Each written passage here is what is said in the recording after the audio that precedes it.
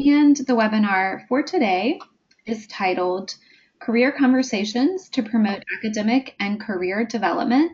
And we are happy to be joined by our speakers for today, Jennifer Curry and Megan Shea. Ladies, you now have the floor.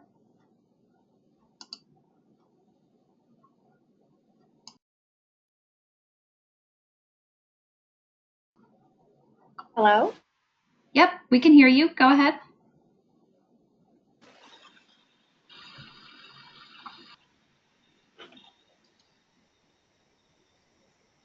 Jennifer, Megan?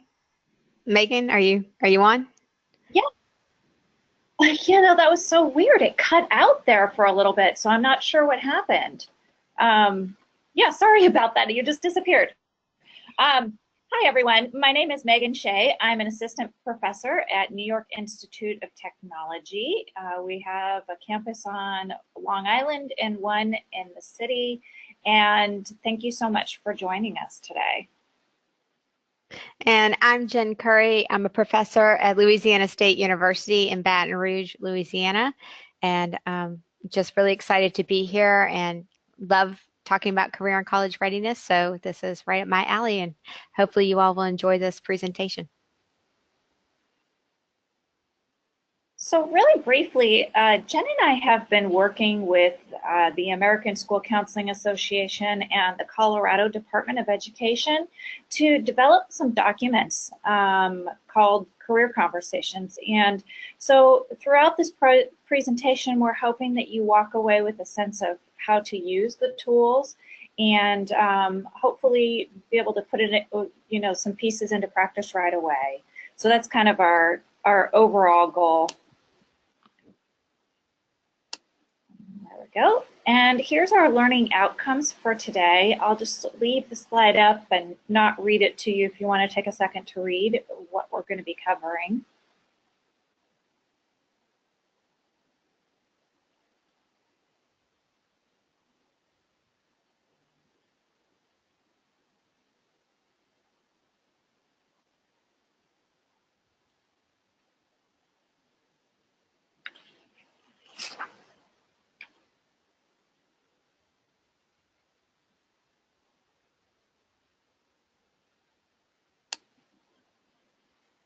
We wanted to get a sense of how you were feeling in terms of career development and the services that you and your school counseling program provide.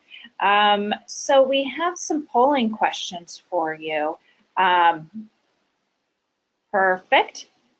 So if you wouldn't mind just going through this quick, very brief poll and letting us know what areas you feel like you're doing really well in and any areas that you'd like to work on to focus a little more attention. All right, so we have kind of a mix of responses coming in. We have about 30% say well, 45 to 50% say somewhat, and about 19 say not so well, with very few saying excellent and very few saying I don't do this at all. Perfect. Okay, well, that's kind of what we would expect to see. I mean, I'm remembering back to my own days as a school counselor, and that's probably about where I would have put myself at the time. Yeah, and I would also share that depending on which level I was working at, I've been an elementary, middle, and high school counselor. And certainly I know there were times when I was in high school that I spent a lot more time maybe talking about career, and looking back, wish that I had spent more time talking about career, certainly with elementary and middle school students. And now thinking about the quality of the conversations that I had with students and how I could have improved those conversations. So sometimes it's not even the quantity, but the quality of the conversation.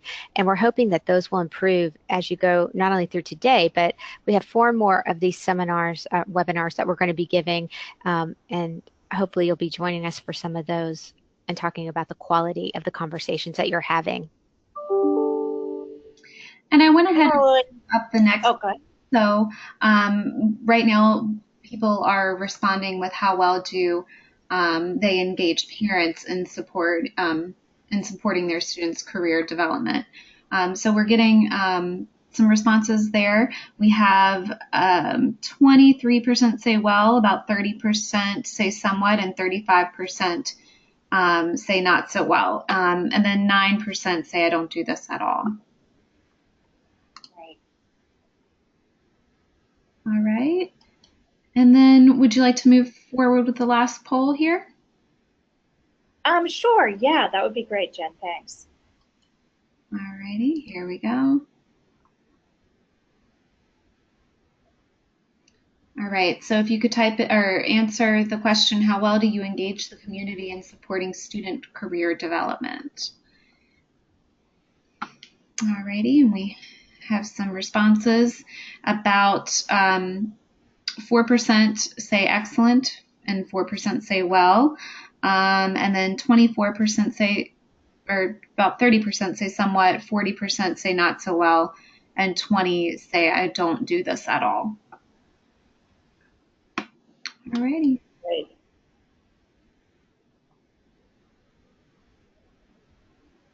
Okay.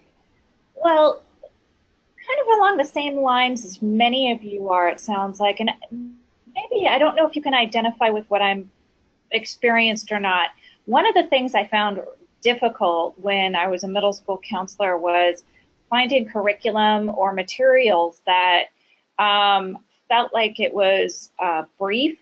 I attended an evidence-based conference where I learned about some different curriculums. One of them was The Real Game. If you haven't seen that, it's really fabulous, developed by industry leaders.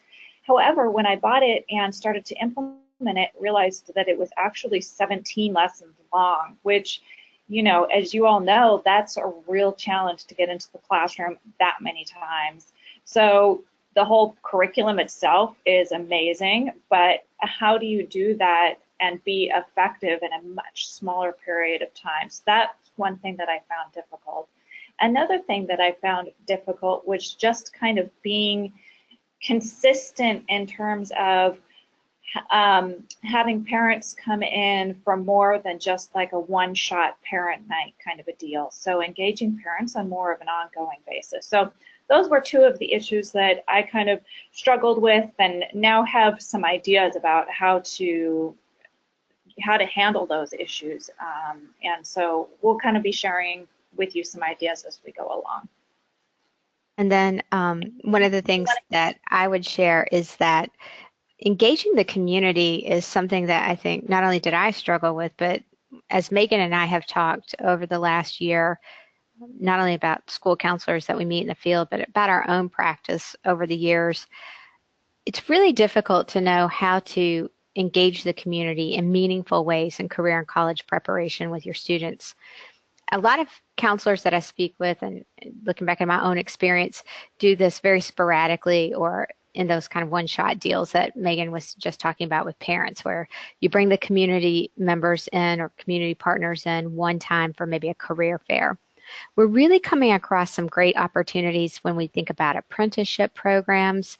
We start thinking about not just college fairs or career fairs, but how do we bring the community in to be mentors? How do we bring them in to talk about career development long-term in the schools and have them help us shape the career development programming in our schools and to be a part of it consistently?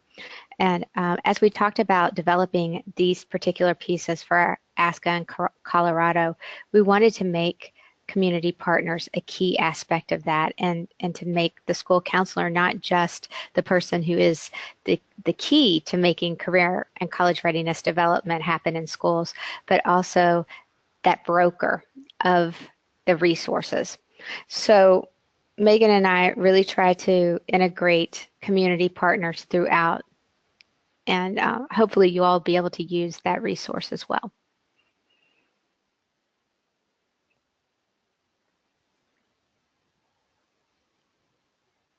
Okay. I wanted to just get a quick check-in of how many of you, this is an ASCA presentation, so I'm thinking most people will be fairly familiar with the mindsets and behaviors, but I just wanted to double check to see how much I really need to address the mindsets and behaviors and what they are. So if you all wouldn't mind just kind of giving us a hand raise, and Jen Walsh can let you know how to do that, but let us know, are you familiar, and raise your hand if you are familiar with the mindsets and behaviors.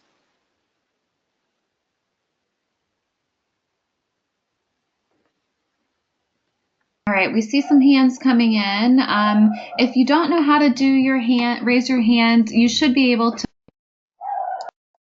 oops, sorry about that. You should be able to see under your name or beside your name under attendees, you should be able to see a hand, and you should be able to press the hand to raise it. All right, we have some a good amount of hands coming in. Ladies, can you see that? No.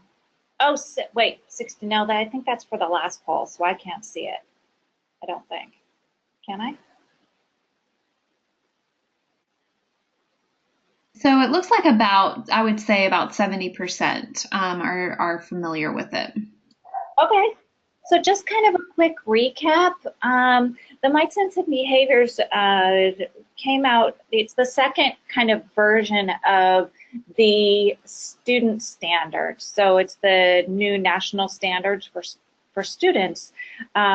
So essentially at the end of a school counseling program that a student goes through, they should have all of the identified mindsets and behaviors that ASCA has outlined in order to be a successful person in personal, social, career, and academic domains. So we've attached, if you have not seen or haven't seen in a while the mindsets and behaviors, we've attached that in the handout section. So you'll have a chance to kind of take a quick look at that later if you need to.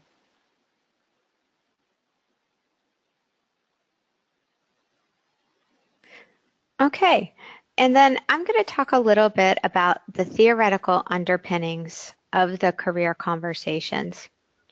So Megan and I were asked to design these career conversations for school counselors to use, and certainly we wanted them to not only be based on ASCA's mindsets and behaviors, we wanted them to have a strong theoretical underpinning. And we wanted school counselors to be able to recognize the theories that we used. And so when you're looking at the career conversations, we want you to be able to look at them and say, okay, I know that these are coming from a theoretical base that's familiar to me as a school counselor, so that I can identify why I'm using these particular career conversations.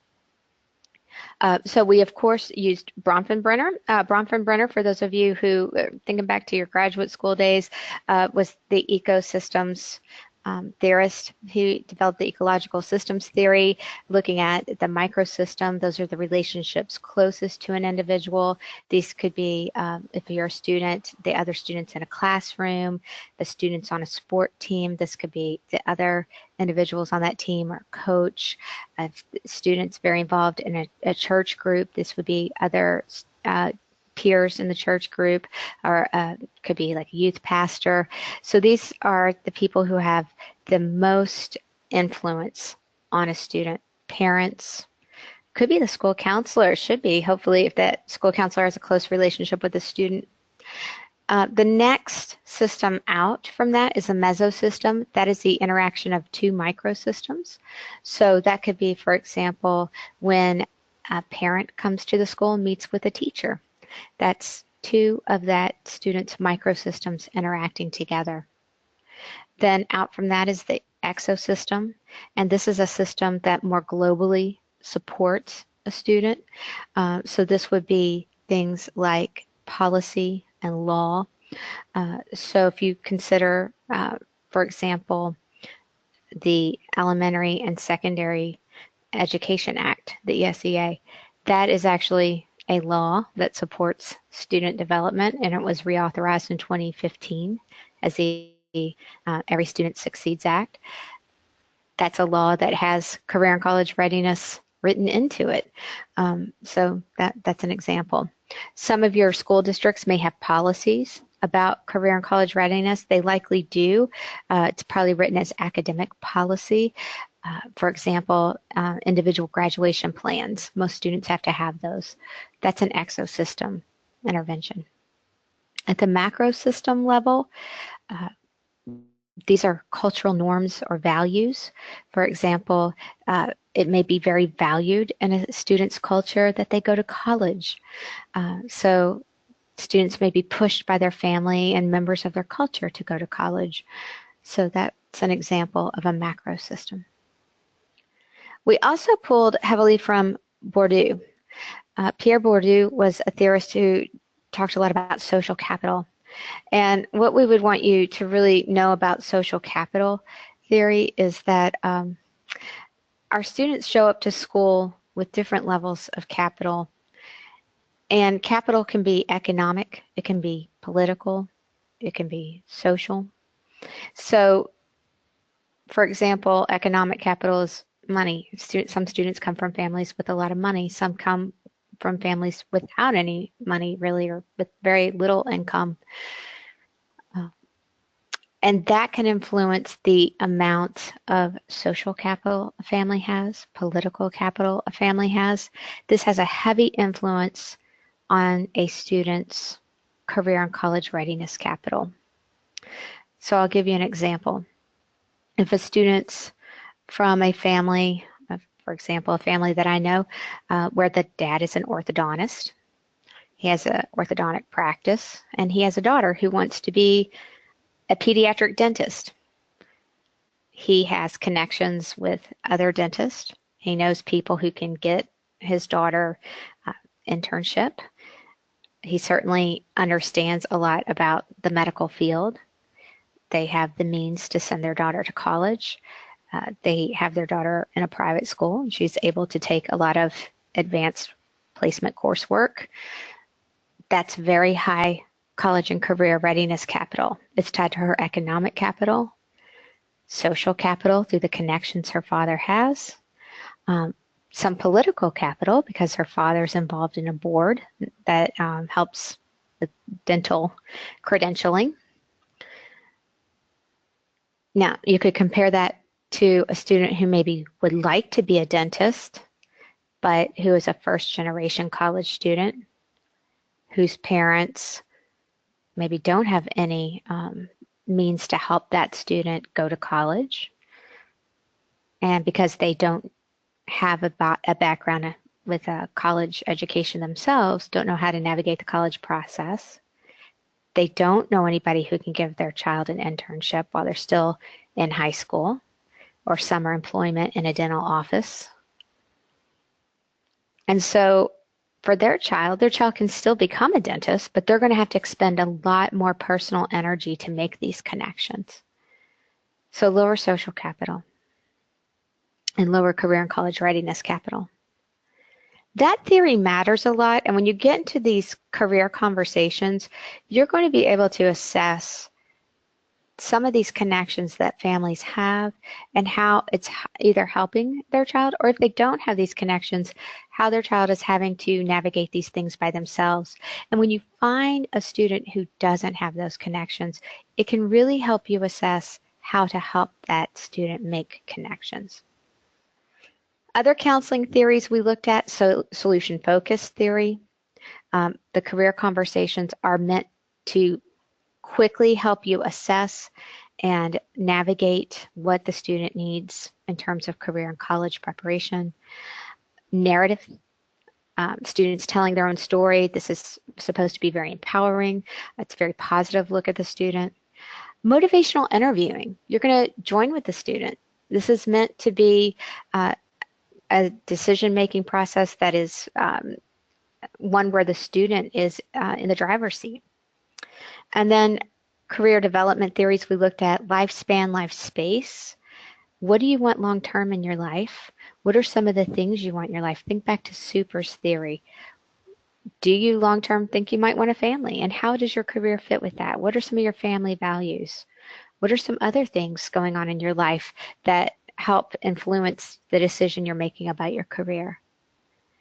Social learning theory, especially when we looked at questions around students' efficacy and their self-esteem. And then constructivist theory. What are the meanings students are making about their own life and about their careers, and how is that informing the decisions they're making about career and college? Megan? Yep. Okay. One of the reasons that we felt that it was important to share the theoretical underpinnings is so that you know that we didn't just randomly make up these questions, that there's actually some theories that are behind kind of our philosophy and how to approach students. So although the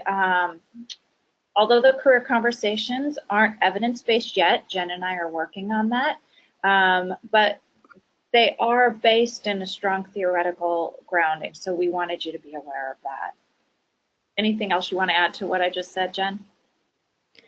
No, except that we are, when Megan says we're doing some evidence-based work, going back and closing that loop to make sure that we're evaluating how people are using the information and how it's affecting student outcomes.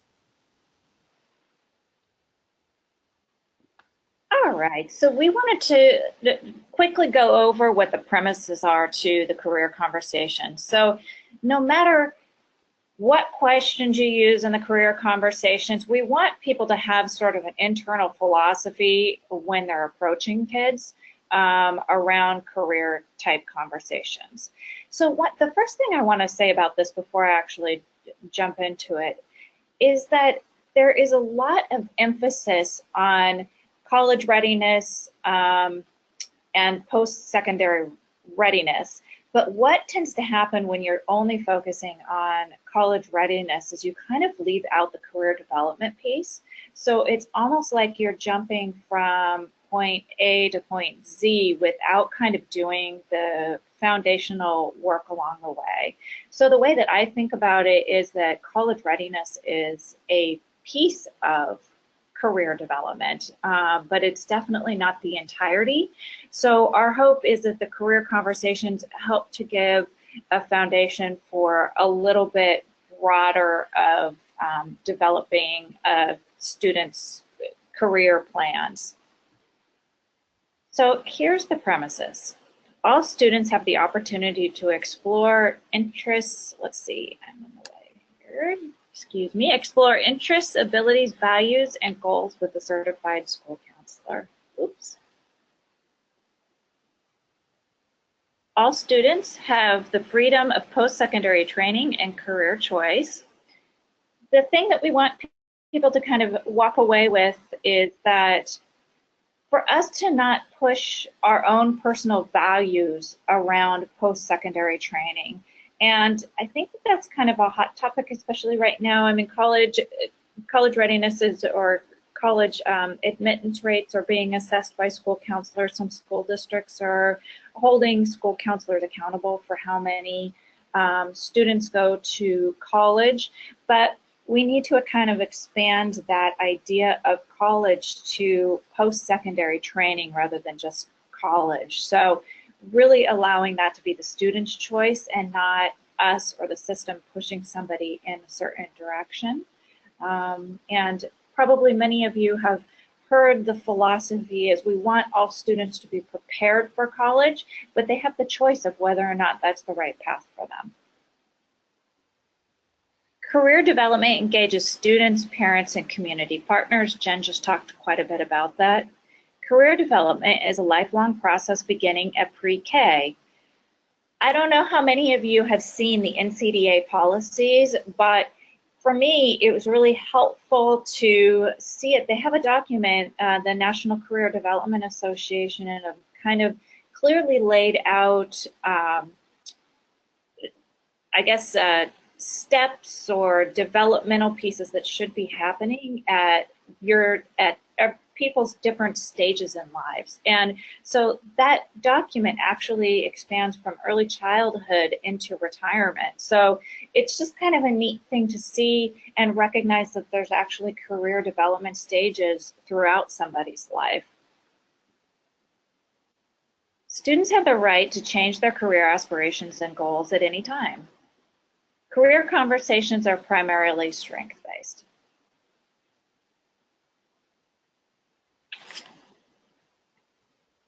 So quickly, I'd like to talk about how you use the career conversations, but then we're going to give you a vignette for you to practice using the career conversations.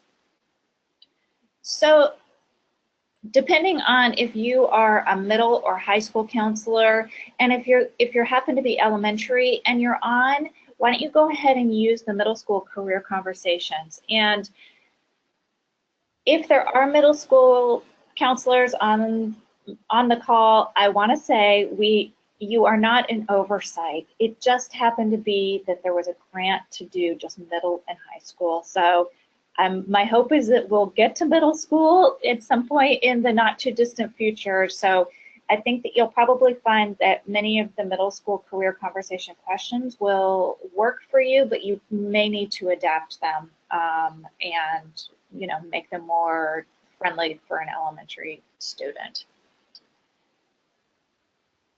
So if you wouldn't mind pulling up either on your end the high school career conversations or middle school career conversations, depending on what fits your setting best.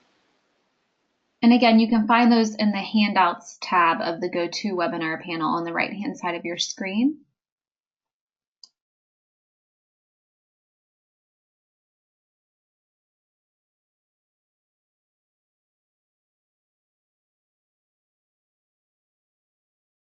So I pulled up the middle school career conversations. And you'll notice here on the left-hand column is the mindset and behavior. And then there's correlating questions for parents, community members, and then in the last category, it's prompts for students. What you'll notice is that, or what I'm hoping that become kind of intuitive, is that you'll be able to identify what mindset and behavior you should be addressing, either with an individual student, with a group of students, or with the entire school. So we will want you to identify the mindset and behavior first, or mindset or behavior. It doesn't have to be both. It may just be one. And then determine who your audience is going to be. So are you going to be working with students to address this mindset and behavior? Will you be working with community members, parents, or best case scenario, all three, because then you're giving a really well-rounded approach that is more likely to stick. So for today, though, we're going to have you practice working with just the questions and prompts for students. That's what the vignette will address. So what you'll do is you'll look at the vignette, you'll decide, okay, which mindset and behavior do I want to address with this student? And then what are the questions or prompts that go along with that?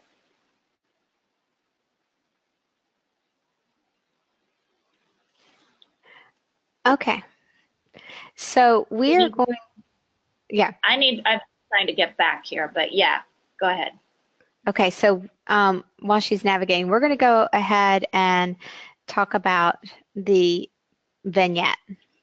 So the vignette is going to be about a 9th grade student, and I'll go ahead and read it, and then it's going to be up on the screen so you can also read along.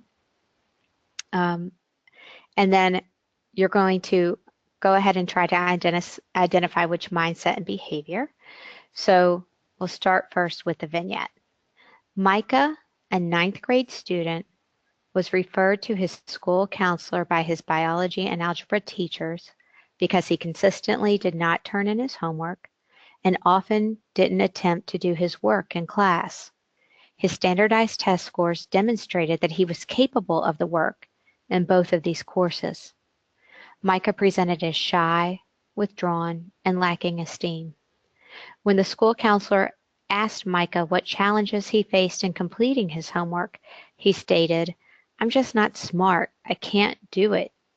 His school counselor, trying to help him connect school to the world of work, asked Micah to describe his career goals. He replied, "I don't know.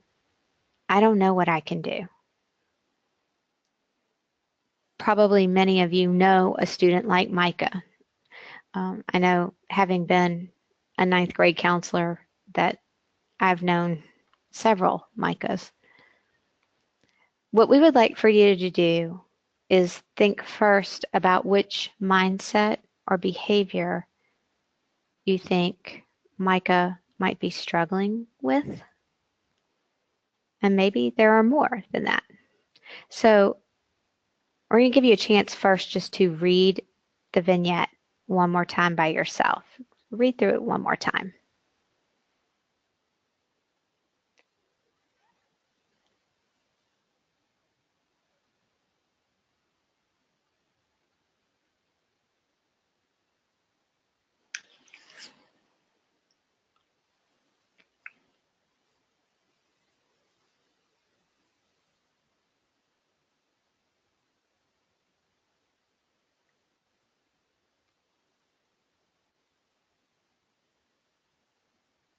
Okay, Megan, will you advance to the next slide, please?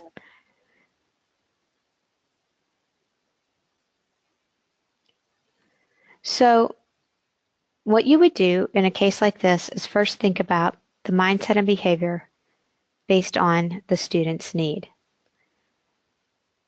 And you could go to the ASCA mindsets and behaviors, or you could also go to the career conversations because the mindsets and behaviors are listed there.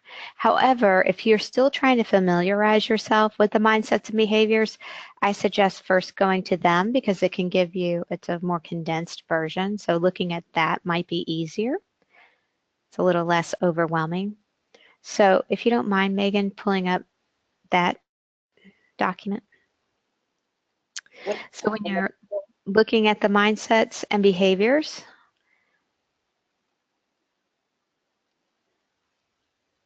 you'll be able to look through there and see which one you think Micah might be struggling with. You may have several that you think Micah is struggling with.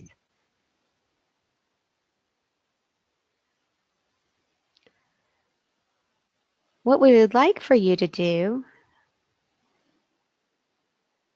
is under the area where it says questions, if any of you would like to just answer what you think, which mindset or behavior you think Micah is struggling with, you can certainly put it in your answer in there if you would like. If anybody wants to venture a guess.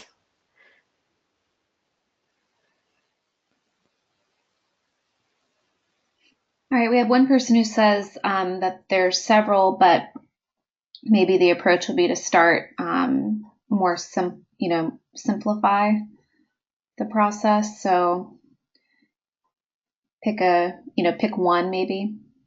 Yes, we agree. Yeah. Yeah.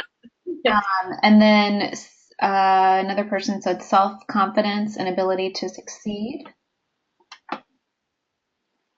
And then let's see.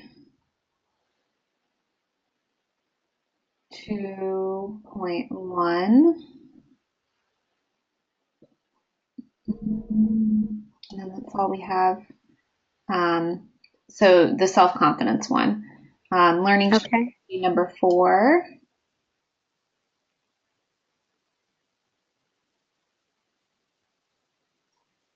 Right. All right. So we'll go with that. And actually, that self-confidence and ability to succeed is actually the one that I had also chosen to work on for this one. So let's then go to the career conversations.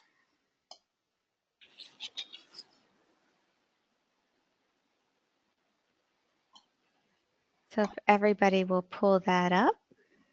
Jen, would you like high school or middle school? He's ninth grade, so we'll go to high school.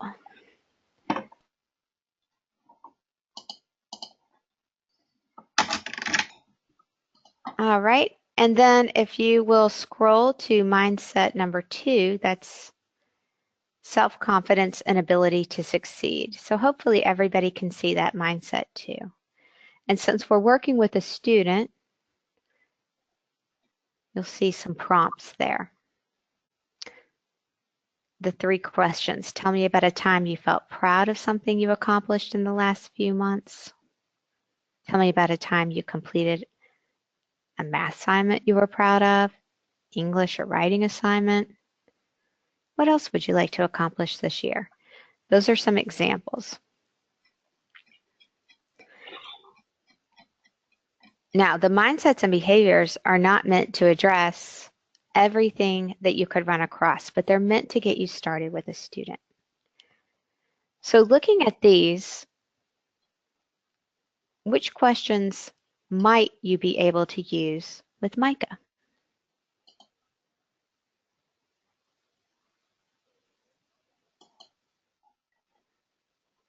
So which of these questions are relevant for Micah's situation?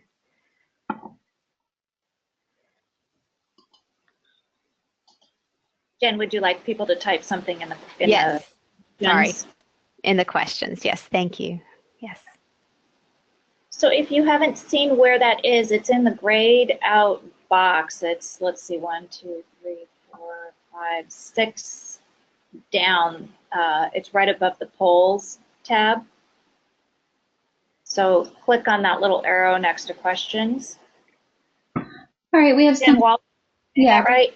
Yep, that's right. We have some coming in. So we have number 2, number 1, both 1 and 2, 1 and 2, question number 1. So pretty good consensus here. Both 1 and 2, 1 and 2. Okay, so certainly question 1, tell me about a time you felt proud of something you accomplished. So this is allowing Micah, remember we talked about having a strengths-based perspective.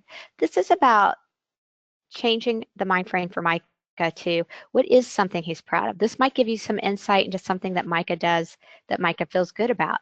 It could be something not related to school, or it could be something related to an area of school that you're not particularly discussing. So we talked about biology and algebra, but maybe what Micah's really proud of is artwork. Or Micah might be really, really proud of something. Maybe Micah's in a sport or something else outside of school. But that would also give you some insight into some other skill. Now, if Micah can't come up with anything that he's proud of, there's another area of concern. But I would certainly use this as an assessment. So this is a way to look at using these questions in an assessment. Can Micah identify anything that he's doing well right now? And it doesn't have to be academic. Sometimes I've had students come in and what they think they do well is doodle on their, on their notes or whatever. And you find an incredible artist who hasn't really been taking art classes or anything. They just have been drawing these incredible pictures. That's a great talent. And there's tons of careers related to that. And there's tons of ways to get kids involved in class in really positive ways related to that and in extracurricular activities. So finding out what Micah does enjoy would be really critical here. Then as some of you indicated, question number 2. So question number 2 could be changed a little because in question number 2, we actually asked about math and English, but that's not really where he's struggling. He's struggling in biology and algebra. So you could actually just change that question to his situation. So was there any moment in either of those classes where he did feel like he was doing well? And what you often find with students is that there are times when they're not struggling. Well, I did understand when we were doing factors, but then, it got really hard after that. So maybe they understood algebra to a point and then they started to struggle.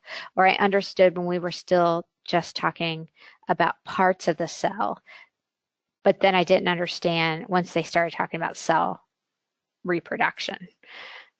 Okay, now you know where things got difficult for the student in a particular class. So you can kind of pinpoint where things start to fall apart. Or maybe you find out Micah felt like he was being successful until something happened at home. Once you can identify that, you can start to try to identify where to intervene. And so that's the point of these. Now, somebody pointed out that, well, there's actually a couple of different mindsets or behaviors that would work.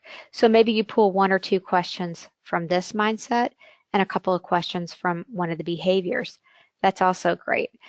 And Megan will talk about this in a minute. We actually had Eva Pugh, who I think is probably listening in. If she's not, I just have to say she's one of the most phenomenal people I've ever met. She works Colorado Department of Education, and she's the lady who really got this entire project off the ground. One of the things that she came up with that was a fantastic idea was for us to condense these really long career conversation pieces into shorter career conversation starters. So if this piece just feels really long to you, it's 18 pages long, this high school piece, there's actually a shorter version of this on the ASCA website. So in the handout section, Jen. Oh, okay, in the handout section. So if you wanted to look at a shorter version of it, the documents that Eve had us create, actually, there's a shorter version of it that you can look at, and you could cut right down to, and you can see right here under self-confidence, tell me about a time you felt proud of something you accomplished at school in the last few months. So this is at school, okay? But you could ask a different question. So if you wanted to pick 2 or 3 questions from different areas of concern for Micah, you could do that. So as Jen was talking about, the conversation starters are really meant to just a quick visual so that you don't have to sift through and spend so much time thinking about what you want to ask. The thing that this doesn't have is anything, this is just question starters with students. It doesn't have the community piece, and it doesn't have the parent piece in it. So Jen and I really like the conversation starters because it's so easy, but we actually, our opinion is that the longer version is better, just because although it is a little more cumbersome, it just has so much more like takeoff points that you can have from there. And we'll kind of talk a little bit more about that. Jen, anything I missed on describing that you want to mention? No, I mean, I think if the first one feels too cumbersome when you're first starting out using it with students, then I would start with the shorter one. And then once you get some comfort with it and have really feel like you have a command of the mindsets and behaviors, then go ahead and move up to the longer one so that you can use it in a more comprehensive way. So this slide, the supporting literature slide, is just to give you an example that we do have, not only do we have some supporting theoretical or theories to kind of ground us, we also went to the literature to write the questions and determine. So there is grounding in actually the literature that says why we say certain questions, not for all of them, but for as many as we could do.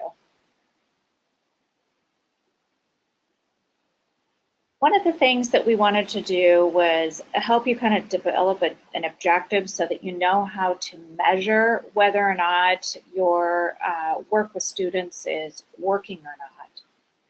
So this is just a little exercise for you, and we'll want you to type your responses in the questions if you're willing. So we'd like for you to give a stab at developing an objective for Micah. What would you like Micah to know or be able to do as a result of your intervention with them? So let's go back to the Micah slide.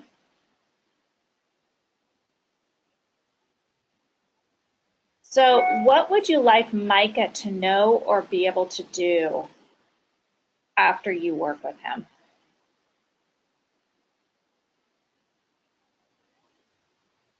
And you can base this on the ASCA mindset and behaviors.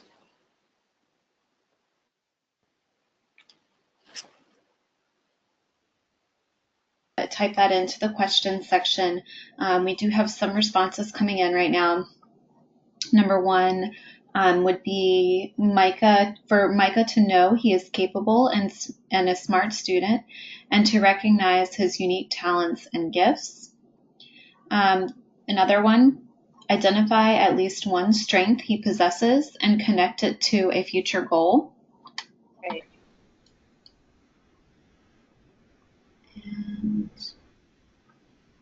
And we have another person who says, I like that one.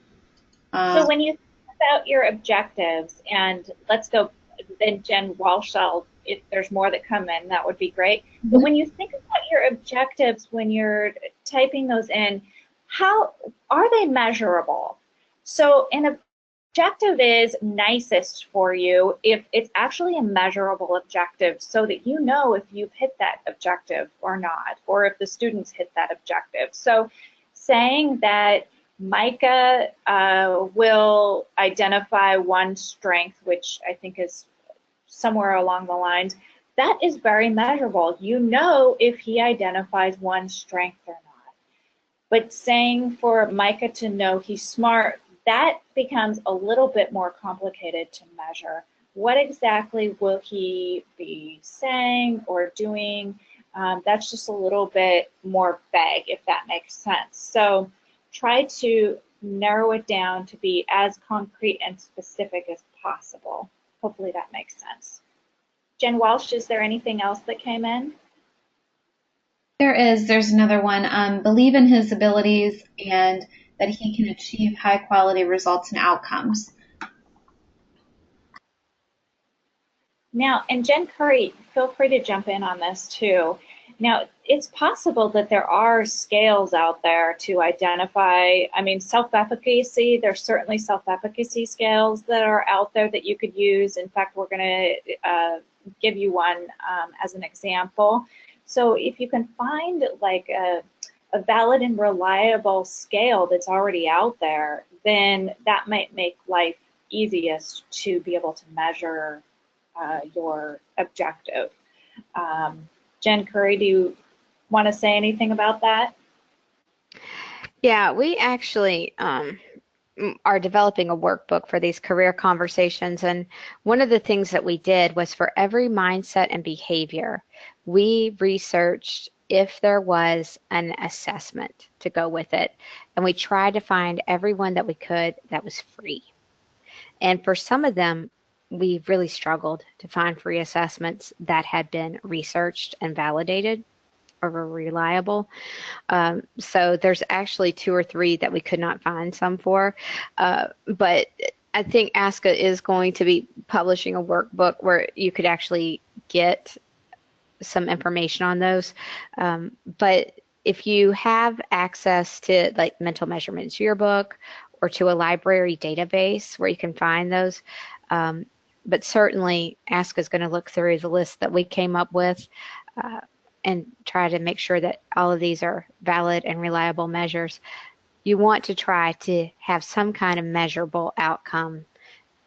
If you have one that is, like Megan said, where you can point to, yes, the student can say, I know I have a strength and here's what it is, an academic strength. That's good. If you can measure it with something valid and reliable, that's even better. Right.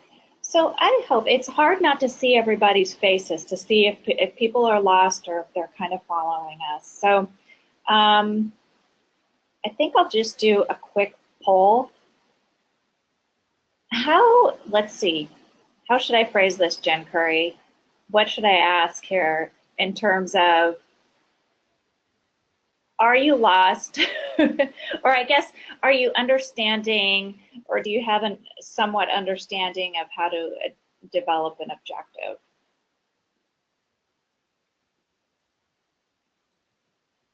If you could just give a hand raise, that would be great.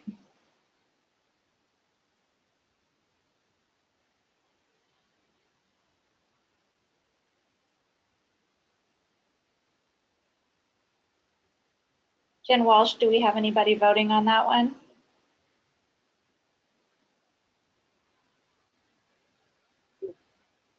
Did I lose everyone? I'm still Hi, here. sorry, I'm here. Let me see here. We do have some hand raises. We have some people responding yes. Yeah, so I think we're okay. Let's see. Oh, great. Okay. Perfect. All right, and I think maybe Jen already mentioned this, but this is just one of a series of these we're doing. So this one's just kind of the brief overview. We're going to be going into a lot more detail on how to use these for individual students, and then we'll have a webinar for addressing it with parents and community, and then also for parents. So I'm trying to advance the slide here. All right, so here's just some example evaluation methods. So after you develop your objective, then you need to know how you're going to measure your objective. And as Jen Curry was just mentioning, having a valid and reliable scale is best, but you may be able to develop some other evaluation methods, because a lot of times we can't find something that works for something specific that you want to measure. So we gave you some other options here for how you might do that. So for example, record homework turn-in rate in pre, mid, and post-intervention timeframes. Obviously, going back to one of the objectives that someone mentioned about developing one strength, or being able to identify one strength. Well, that's easy enough. You can do that either, you could have a large group of students do that. You could do that in a classroom setting and everybody identifies one strength and writes that down and hands it to you. That would be, you can identify that post-intervention after your lesson plan that you do in the classroom. So then you'd be able to say, as a result of my lesson, all 6th grade students were able to identify one strength.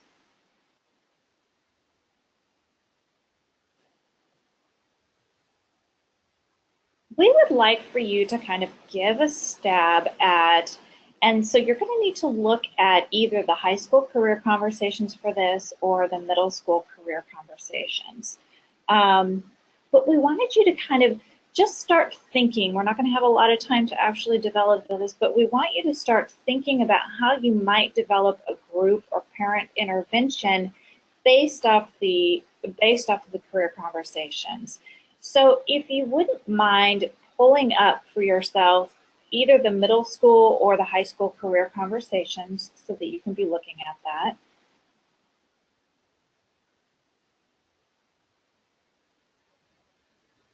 So first, we want you to decide if you would like to develop a small group, if you'd like to develop a classroom guidance or a parent workshop for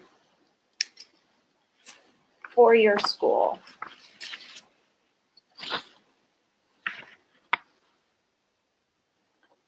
If you were choosing, what mindset and behavior, or mindset or behavior, would you want to address?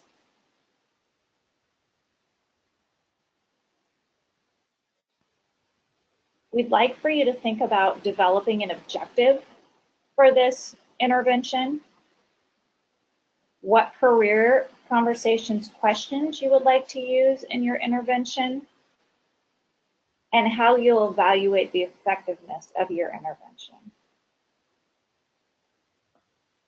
So in the end here, we would like you to just share your objective on the discussion post.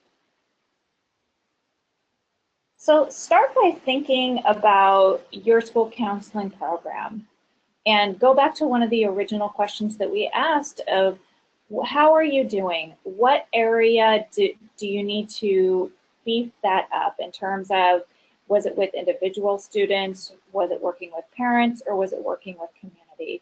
Based on your responses, it sounds like many of you feel that improving relationships and community career development opportunities are really kind of a point of focus for many of you. So let's say, for example, you chose that you wanted to um, focus on community. Would you like to do a small group, a classroom guidance, or a parent workshop using those community folks? What mindset and behavior would you like to address? All right, we have some people typing in if we want to go over that. I believe that mindset Right. 3 sets a tone for further interventions. You want parents to have a sense of belonging because you can build on that. And then parent for the parent workshop, mindset 4, question 3. So that's what's come in so far. Perfect. Mindset 4, question 3. Well, I wonder if that was for the high school or middle school one.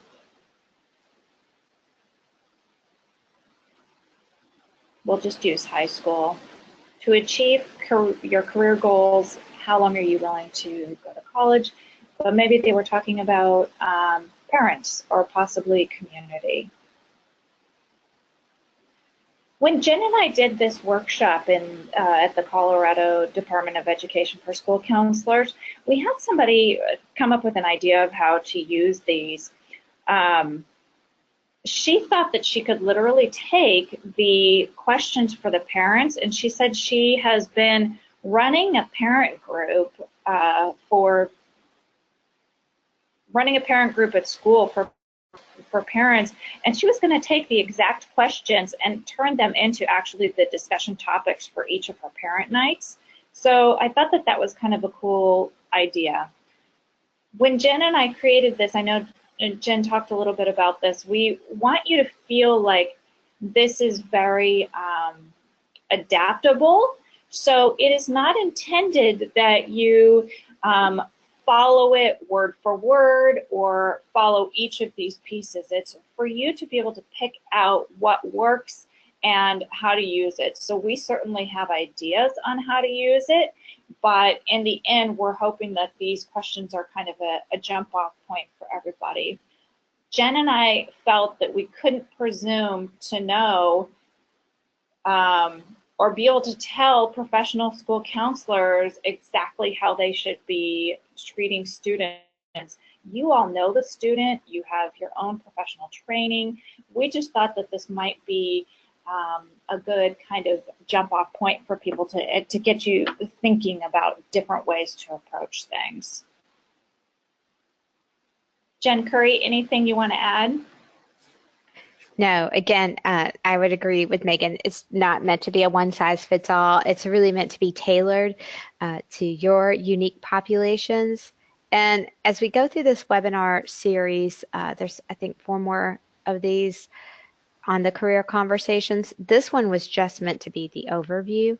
So hopefully, if you can make it to the others, you'll see a little bit more about the depth and how to use these as we apply these to other types of vignettes and to other types of scenarios.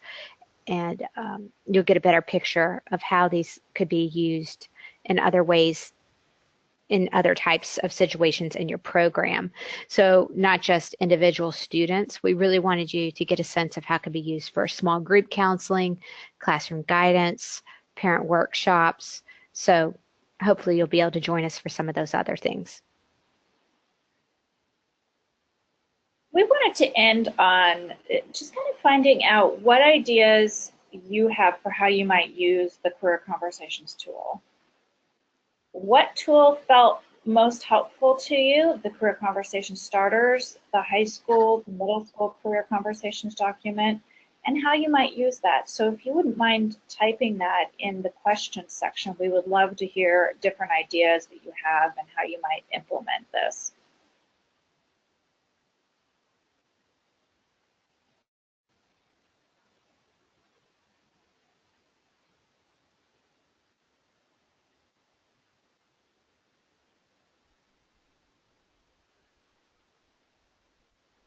We have a question that came in while we're waiting on people to type in. Is using a social media site like Facebook for live chat a scenario that school counselors are using to connect with families or parents? Hmm. Through Facebook? Like Facebook live chat or the Facebook live video stream. I think Instagram also has something like that as well. So they're asking if people are using that to connect with parents. Right. Like instead of having like a, parent night Yes. at school. Mhm. I have thought a lot about this. I cannot tell you what the frequency is of people doing this, but if they're not, I think it's just such a fabulous idea. I have a grant in our local area, and I was at first doing parent nights. So I work with middle and high school students on career development, focusing on STEM career awareness. Um, and part of the grant is me working with parents. And initially, I was doing on-site, in-person parent workshops, but I went to a webinar format. And the program that I personally love, I'm a big fan, they should be paying me, is Zoom. I think it's the easiest to use, super stable. It holds up to 99 participants. So I have used that, and you can record it just very much like what we're doing in the GoToWebinar today, but you can actually see everybody if you want. So there's a way to see everyone and see them talking, so you can have some interaction there. But I thought what I did anyway was I did a Zoom webinar session and I recorded it. And then for people that weren't able to attend, I emailed it to them. So then I uploaded it to Google Drive because it'd be too big to email, and sent the link out to all parents. The other thing you could do is take a recorded session and post it on your school counseling website. So bottom line is, I'm assuming that this isn't the first time you thought about this, but I think it's a great idea if you haven't already done it.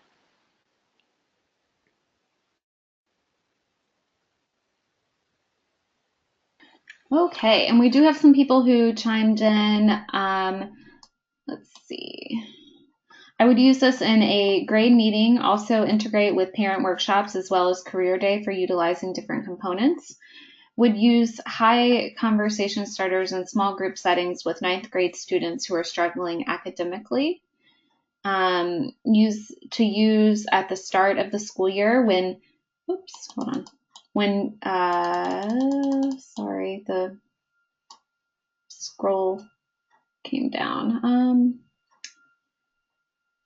Sorry about that. Uh, Started the school year when meeting with parents and students to discuss college and post-secondary options. Great. I would use this tool to create a questionnaire that would be given during our advisory periods to gauge student attitudes prior to our curriculum intervention and after. I would Oh, I love that. That is such a good idea. Mhm. I would use this to see areas that need more focus and also to monitor student progress and what adjustments we might need in our curriculum going forward. Um, Used during academic advising and course selection. Yes, Um, Nice. Yeah. definitely. to create a needs assessment for the school community. Um,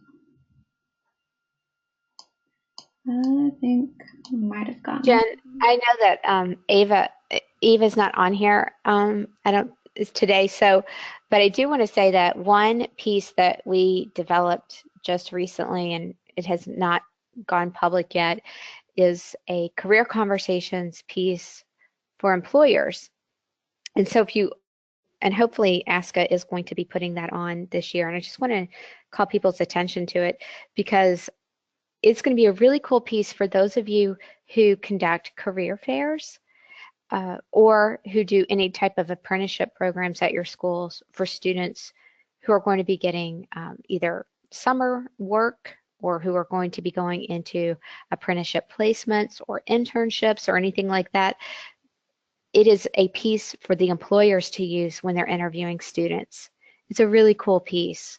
So hopefully some of you will be looking at that, and it's a great piece to give to your industry-based partners so that they can use it as you are thinking about helping your students prepare for the job interview process.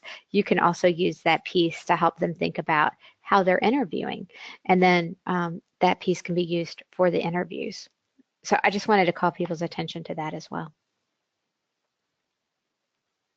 I think I can speak on behalf of Jen Curry and myself that we loved your ideas of how you might integrate the career conversations. And Absolutely. I'm really excited to hear that you were thinking about converting some of the questions into kind of a needs assessment tool for your building. But as we said, there's multiple uses, and thanks for kind of being creative with that. And I guess, Jen, would you like to go ahead and turn it over to any other questions that we have, or do you have anything else that you wanted to say before we go on to questions? I just want to say thank you, and certainly any of the things that you all have shared really, truly are helpful to Megan and I to think about as we prepare for the next 4 of these trainings. How do we help train people to get ready to use these tools in very practical ways? So even as we have thought of ways to use them, you all have even given us some things to think about that we may not have thought of. So those were really cool. Thank you all. All right, so let's take a look and see if there's any other questions here.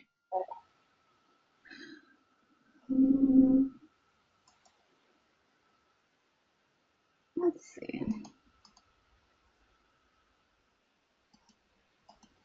I'm not seeing any.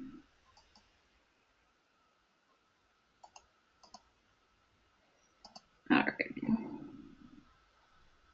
Sorry, it's going to take me a second to go through them. No problem.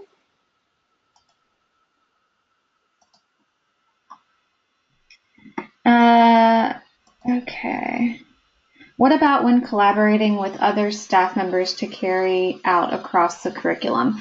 I'm thinking the question is, would we want to use it for something like that? To carry it across curriculum. I will say that we thought of teachers as community partners through a lot of this. So we Some of the did. questions are more specific for business community partners, but yeah, we're thinking of teachers. So you'll notice some of the questions go right along with that. Sorry, Jen. Yes.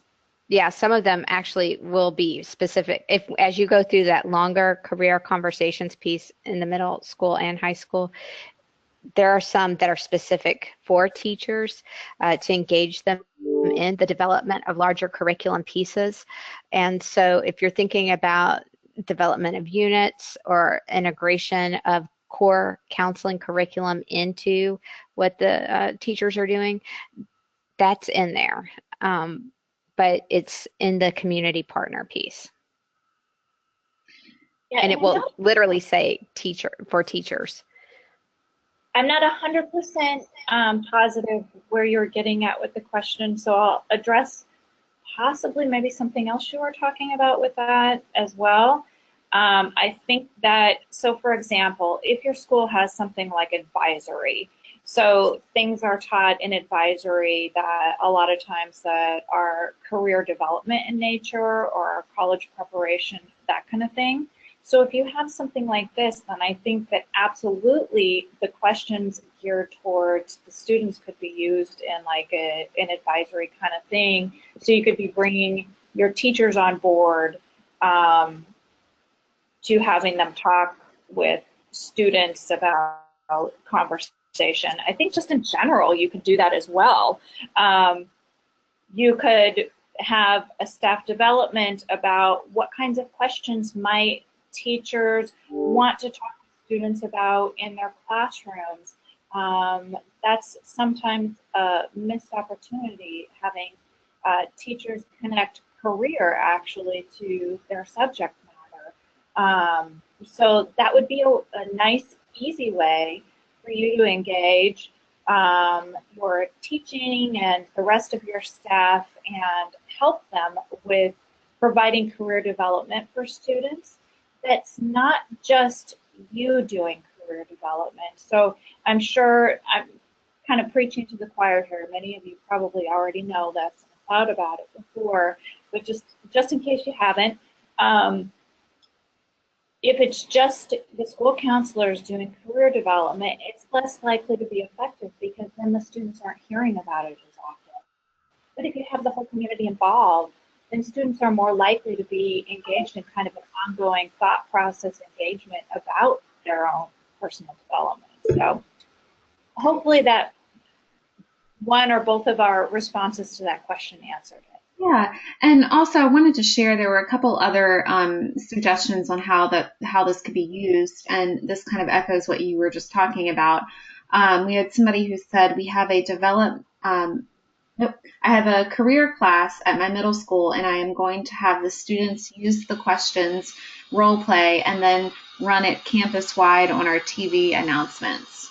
Um, and then Oh, cool. yeah, so I thought that was a good idea. And then we have another person who talked about the social media question we got about the Facebook Live, and just saying that they use that at their school as well. So it seems like people are doing that.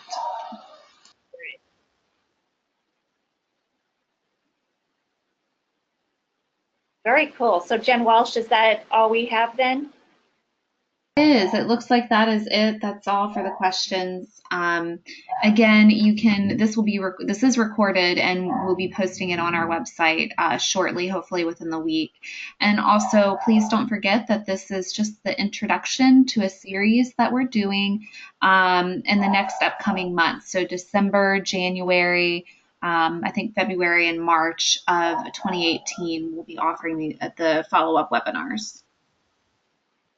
And I wanted to thank you, Megan and Jen, for the presentation today, and thank you everyone for attending. And look forward to having you on future webinars. Thanks. Thank you so much, everyone.